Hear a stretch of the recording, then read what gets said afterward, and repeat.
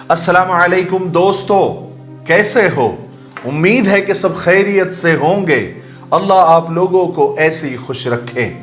आज मैं आपको एक नौजवान का खत पढ़ के सुनाना चाहता हूं, और ये सिर्फ उस नौजवान का दर्द नहीं है, बल्कि आज के जमाने में हर बालिग नौजवान का दर्द है जिसकी उम्र निकलती जा रही है।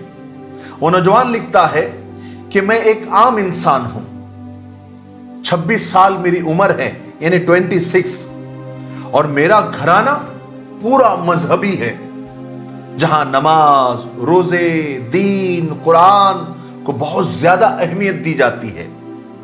मगर यह अहमियत सिर्फ नमाज और रोजे की हद तक ही है। इसके अलावा जितने भी हुक्म हैं वो हमारे खानदान में, हमारे घराने में पूरे नहीं होते।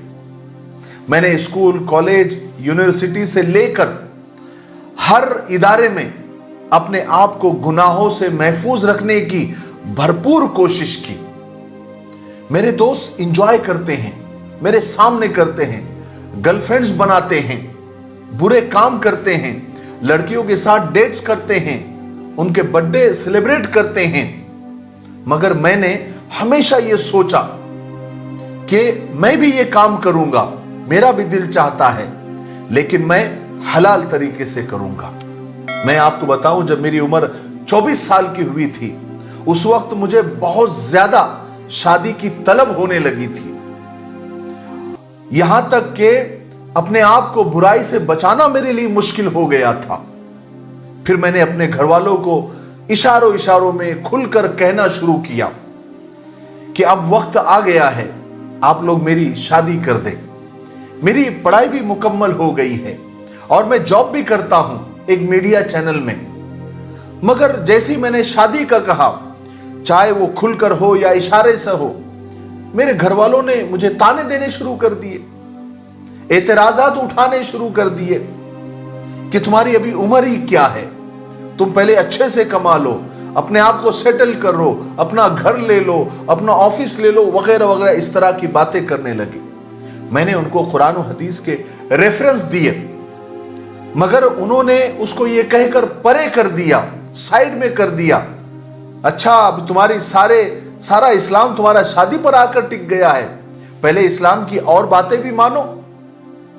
फिर एक दिन हुआ ये कि मेरी माँ ने मुझे बड़ी खुशी के साथ बताया कि बेटा, मैंने पूरा कुरान तर्जुमे के साथ पढ़ लिया है। मैंने कहा कि अम्मा जान, ऐसा पढ़ने का क्या फायदा जिस पर आपको अमल ही नहीं करना है। कुरान में लिखा है कि बालिग होते ही शादी कर दी जाए। हदीस में भी आता है कि अगर औलाद बालिग हो जाए और माँ बाप अगर उसकी शादी ना करे और औलाद अगर गुनाह करने लग जाए, जिना करने लग जाए, तो सारा गुनाह माँ बाप को होगा, औलाद को नहीं। आजकल जमाना कितना खराब हो चुका है।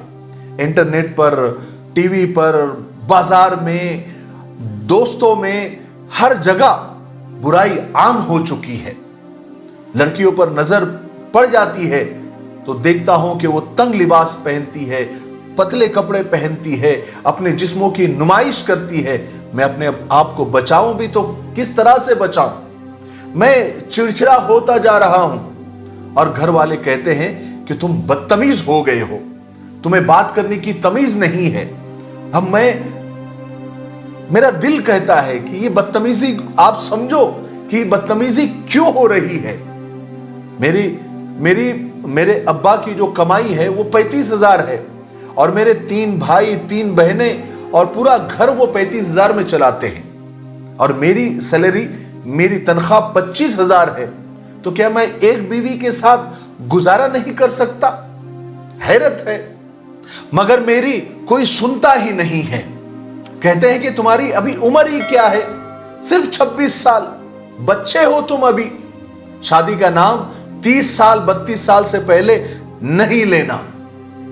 अब मैं मेरे माँ बाप को कैसे समझाऊं कि अगर हमको तरक्की भी करना है तो हमें सुकून का माहौल चाहिए। और अल्लाह ने कुरान पाक में फरमाया है कि मियां बीवी एक दूसरे से सुकून हासिल करो। कहां गए मेरे अल्लाह के अहकामात? اور میرے نبی صلی اللہ علیہ وسلم کی تعلیمات کیا یہ صرف نعرے مارنے کے لیے ہے کہ ہم عاشق رسول ہیں اور عمل کے نام پر دفعہ زیرو؟ بہت قرآن حدیث اسلام کرتے ہیں، لیکن جب عمل کی بات آتی ہے تو 0/0۔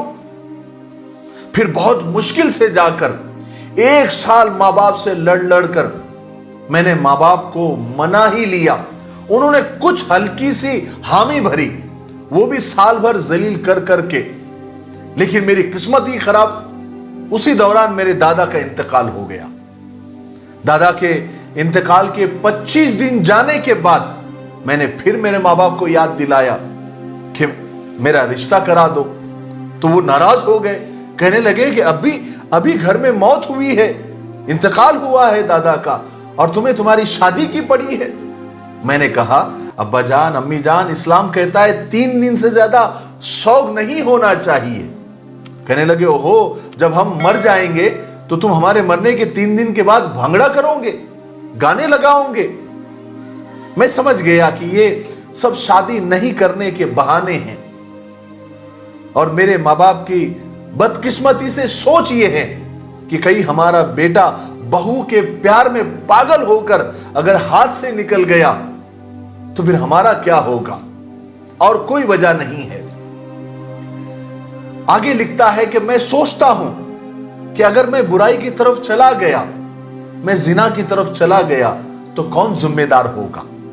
میرے ماں باپ، معاشرہ، میڈیا، سیاستدان، جنہوں نے زنا کو آسان کر دیا اور شادیاں اور نکاح مشکل کر دیے۔ اب بتائیے کیسے اللہ کی برکتیں آئے گی؟ کاش آج کل کے ماں باپ یہ سمجھ جائے کہ آج کل کا جو دور ہے وہ دجالی دور ہے۔ آج سب سے مشکل کام اپنے ایمان اور ایمانداری کو بچانا ہے۔ اس لیے نکاح کو عام کرو، آسان کرو، اور زنا کو مشکل کرو۔ یہ اس نوجوان کا خط صرف میرے نام نہیں ہے، بلکہ یہ ہر نوجوان کا خط ہے جو ہر ماں باپ کے لیے ہے، جو اپنے بیٹوں کی، اپنی اولاد کی یا اپنی بیٹیوں کی شادیوں کو لیٹ کرتے ہیں۔ ان کی جوانی کی عمر نکلتی جاتی ہے اور پتہ نہیں کیا کیا دماغ میں خناس بھرے ہوئے ہوتے ہیں، جو اپنے اولاد کی وہ شادی نہیں کرتے۔ یاد رکھو، آج کے زمانے میں جب بچے جوان ہو جائے، بالغ ہو جائے، ان کی عمر ہو جائے تو فوراً ان کا نکاح کر دینا چاہیے۔ اس سے ان کی جوانی کی بھی حفاظت ہو جائے گی، اور اس سے پہلے کہ وہ کہیں جا کر منہ کالا کر لے اور پورے سماج اور معاشرے کے سامنے اور اللہ کے سامنے پورے خاندان کو، پورے گھرانے کو شرمندہ کر دے، اس سے پہلے بچوں کا نکاح کر دو۔ مجھے امید ہے کہ اس نوجوان کے خط سے کئی سارے ماں باپ یہ سمجھ گئے ہوں گے، اور نوجوان اگر یہ ویڈیو دیکھ رہے ہیں اور ان کے ماں باپ نے ان کی شادی لیٹ کر دی ہے تو یہ ویڈیو اپنے ماں باپ کو ضرور شیئر کریں، ٹھیک ہے؟ تب تک میرے لیے، پوری امت کے لیے، پوری انسانیت، پوری مانوتا کے لیے اور ہمارے پیارے ملک بھارت کے لیے، یہاں کی امن و شانتی کے لیے، ترقی انتی کے لیے خوب دعائیں کرتے رہیں۔ السلام علیکم ورحمۃ اللہ وبرکاتہ۔